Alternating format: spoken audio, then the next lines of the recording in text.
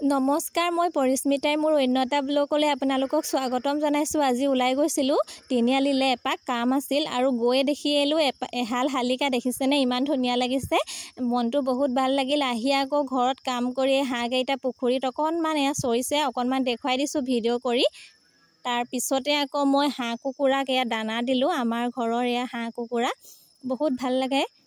হাঁহ কুকুৰাবিলাক থাকিলে মনবিলাক ভাল লাগে, কাৰণ সিহঁতেও আমাৰ ঘৰতে থাকে নহয়নে বাৰু। আমিও সিহঁতক খোৱাৰ যোগাৰ দিব লাগে, সেইকাৰণে অকণমান সিহঁতক খোৱাৰ যোগাৰ দিলোঁ।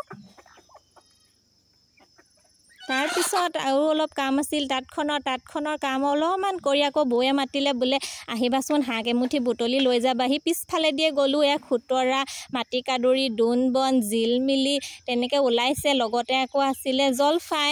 তাৰ মাজতে আহি আকৌ ৰাতিৰ কাৰণে যোগাৰ কৰিছোঁ, ধুই মেলি। দেখিছেনে, খুতৰাক লৈ অকণমান বিহু গাই দিছোঁ।